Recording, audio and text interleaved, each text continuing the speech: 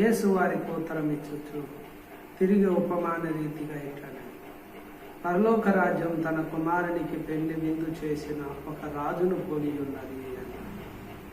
ఇక్కడ యేసు తన యొద్ద ఉన్న జన సమూహంతో ఉపమాన రీతిగా చెప్తున్నాడు పరలోక రాజ్యం గురించి.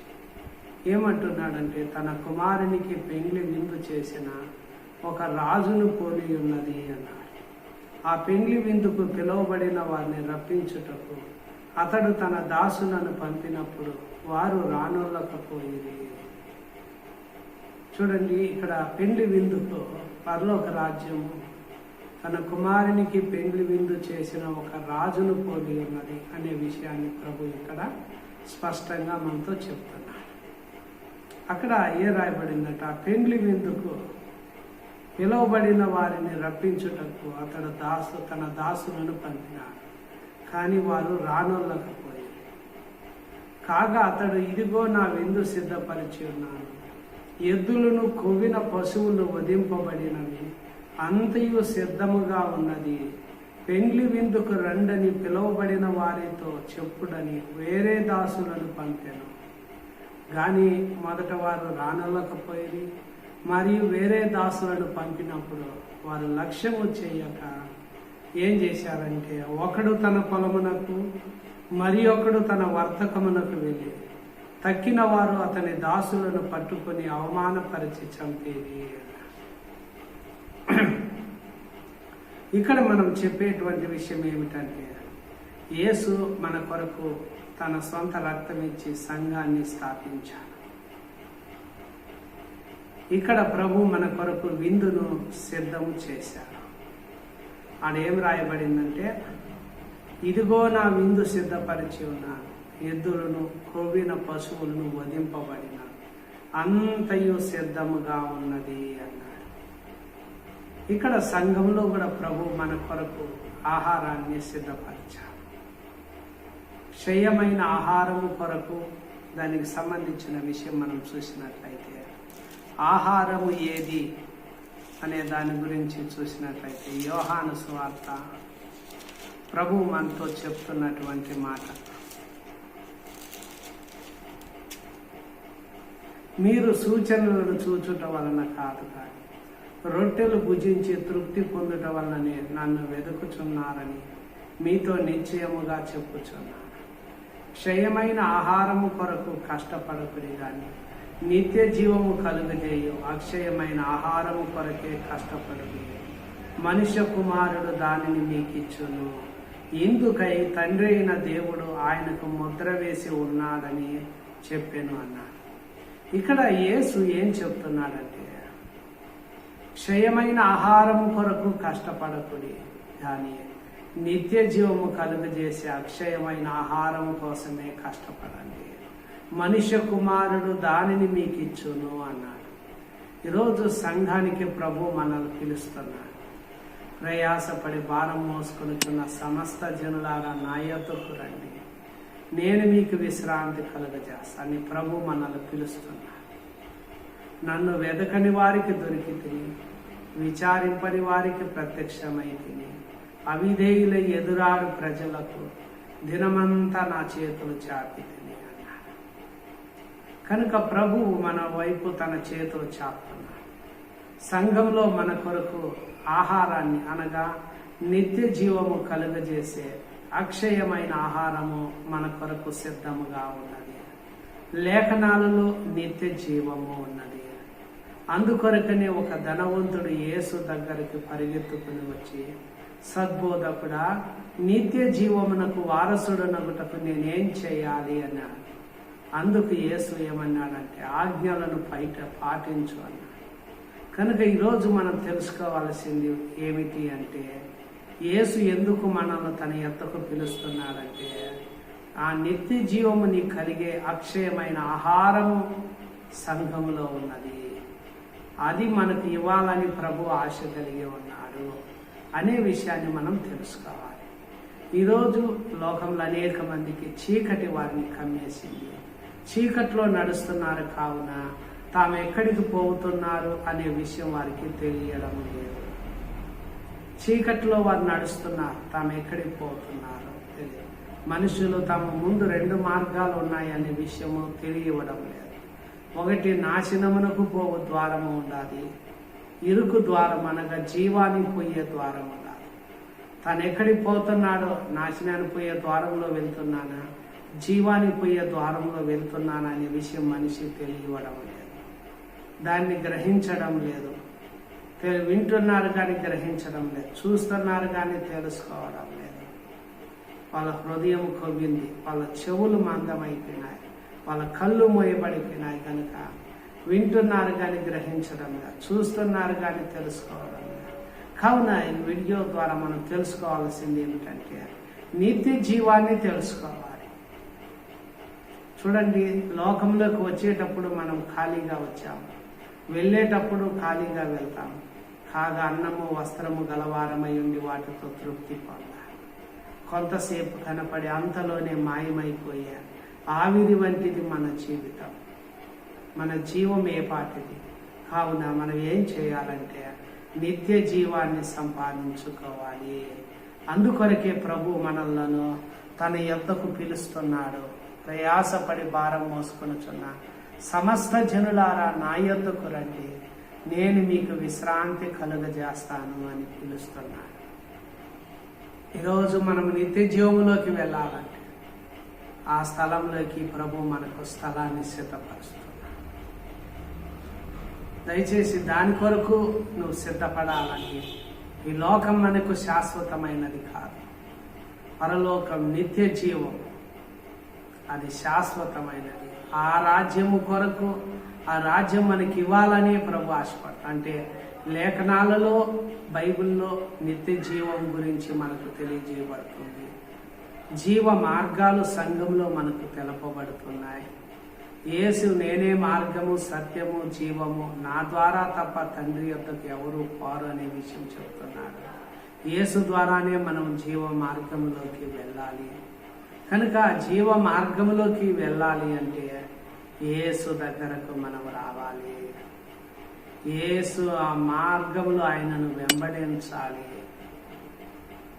ఆయన మాత్రమే మనల్ని ఆ రాజ్యంలోకి తీసుకొని పోగలడు అనే విషయాన్ని మనం స్పష్టంగా తెలుసుకోవాలి.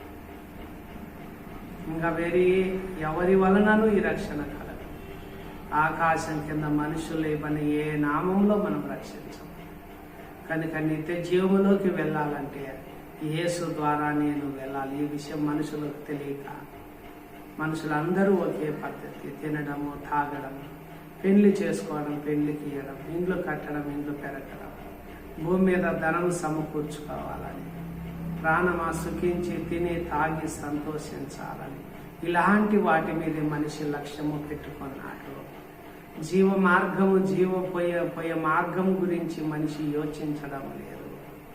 మనుషులు దాని గురించి ఆలోచన చేసేవాళ్ళు లేరు. కనుక ఈరోజు చాలా మంది ఏం చేస్తున్నారంటే పిలిచినా రావడం లేదు. రండి, ప్రభువుని నమ్ముకోండి, విశ్వసించండి అంటే వారు ఏం చేయడం లేదంటే రావడం లేదు. దేవుడు తన సేవకులను ఏర్పరిచినాడు. మీరు సర్వలోకానికి వెళ్ళి సర్వ సృష్టికి సువార్త ప్రకటించండి. నమ్మి బాప్తీసం పొందిన వాడు రక్షింపబడు, నమ్మని వానికి శిక్ష విధింపబడు. కనుక ప్రభు మనలను తన యొద్దకు రమ్మని పిలుస్తూ ఉన్నాడు. కానీ ఈరోజు చాలా మంది రావడం లేదు. రెండవదిగా ఆ విందు సిద్ధంగా ఉంది. ఎద్దు కొవ్విన పశువు అంతా వధింపబడింది, అంతయు సిద్ధముగా ఉంది. పెండ్లి విందుకు రండని పిలువబడిన వారితో చెప్తుండగా వేరే దాసులను పంపుతున్న వారు లక్ష్యం చేయడం లేదు. నేపాలు చెప్తున్నారు, లక్ష్యం చేయడం, దాన్ని పట్టించుకోవడం లేదు. ఒకరు ఏమంటున్నారంటే నేను పొలానికి వెళ్ళాలి, మరి ఒకడు తన వర్తకానికి వెళ్ళినారు. మరి కొద్దిమంది వచ్చి అతని దాసులను పట్టుకొని వారు అవమానపరిచి చంపారు. కనుక దయచేసి దేవుడు మనలను తన యొద్దకు రమ్మని పిలుస్తుంటే, తన దాసులను మీ యొద్దకు పంపినప్పుడు మనుషులు ఏం చేస్తున్నారంటే రావడం లేదు, లక్ష్యం చేయడం లేదు. దాని గురించి ఏక మనస్సుతో నేపాలు చెప్తున్నారు. అంతా దేవుడు సిద్ధంగా ఉంది, మనకు నిత్య జీవం ఇవ్వాలని ఆశ కలిగి ఉన్నాడు. అందుకొరకే యేసు సిలువలో మన కొరకు బలి అయినాడు. లేఖనాల్లో నిత్య జీవం ఉంది. జీవ మార్గాలు సంఘంలో మనకు తెలియజేయబడుతున్నాయి. యేసు ఆ మార్గంలోకి వెళ్ళడానికి యేసు నేనే మార్గము సత్యం జీవం, ఆయన ద్వారానే మనం ఆ రాజ్యంలోకి వెళ్ళాలి. కనుక ఈ జీవ మార్గాలు మనం తెలుసుకొని ఆయనకు సాక్షిగా ఈ లోకంలో మనం బ్రతకాలి. అది పొందుకోవాలని ప్రభువు మనలను తన యొద్దకు పిలుస్తూ ఉన్నాడు. అందుకోసం రాజు కోపపడి తన దండ్లను పంపి ఆ నరహంతకులను సంహరించి వారి పట్టణము తగులబెట్టించెను అన్నాడు. చూడండి, అక్కడ లక్ష్యము చేయని వారు, పిలిస్తే రాని వాళ్ళు, నేపాలు చెప్పేవారే, వారి మీద రాజు కోపన్నాడు. తన దగ్గర ఉన్న వాళ్ళని పంపి వారిని నరహంతకులు వారిని సంహరించండి, ఆ పట్టణాన్ని మీరు తగలబెట్టించండి అన్నాడు. కనుక దయచేసి ఈరోజు మనకు అవకాశం ఇస్తున్నాడు. కనుక మనం ఏం చేయాలంటే ప్రభు యొద్దకు రావాలి.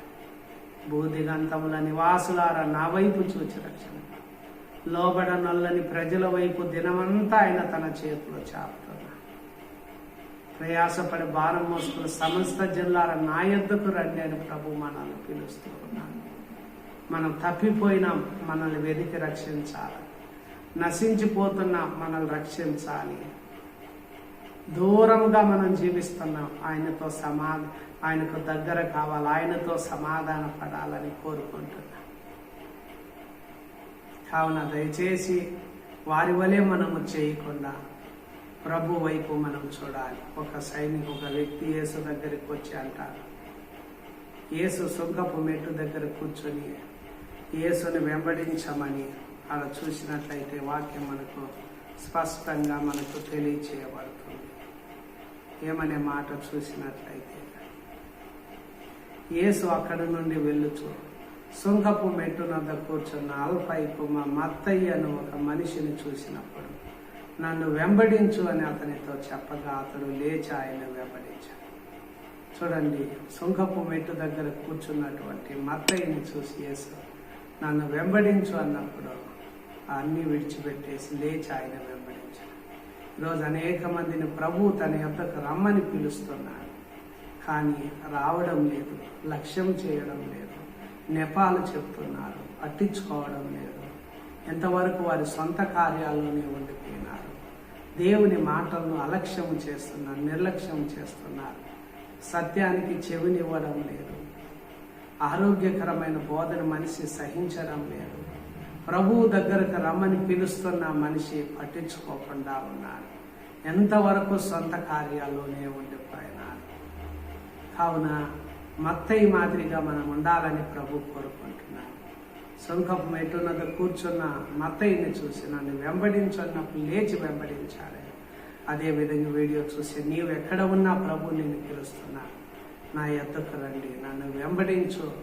ఆయన వెంబడిస్తే నీవు నిత్య జీవాన్ని సంపాదించు. ఆయన మాటల్లో నీకు నిత్య జీవం ఉన్నది. ఆయన యొద్దకు వచ్చి ఆ మాటలు విని వాటి చొప్పున నడవగలిగితే నువ్వు జీవ మార్గంలోకి వెళ్ళగలవు. మరియు జీవ మార్గాలు తెలుసుకోవాలంటే దేవుని వాక్య ఉపదేశాన్ని బాగా వినాలి. వినుట వలన మనకు విశ్వాసము కలుగుతుంది. వినుట ద్వారా మన కన్నులు తెరవబడతాయి. గుడ్డివారుగా ఉన్న నీవు దారి తెలుసుకుంటావు. చీకట్లో ఉన్న నువ్వు వెలుగులోకి వస్తావు. బుద్ధిహీనంగా ఉన్న నిన్ను వాక్యం ద్వారా హెచ్చరించి ప్రభు దారిలోకి నడిపిస్తాడు. బాలురుగా ఎటంటే అట్లా వెళ్ళిపోతున్న నిన్ను ఒక సరైన దారిలోకి ప్రభు నడిపిస్తాడు. కావున ఆయన మాటలు విని ఆ మార్గంలో నడుస్తాం, ఆయనకు సాక్షిగా జీవిద్దాం. దేవుడు మిమ్మల్ని మీ కుటుంబాలను దీవించడుగా. దీని గురించి మీ అభిప్రాయాలు మాకు కామెంట్లో తెలియజేయండి. వీడియో నచ్చినట్లయితే లైక్ చేయండి, మీ తోటి వాళ్లకు షేర్ చేయండి. దేవుడు మిమ్మల్ని దీవించునుగాక. ఆమేన్.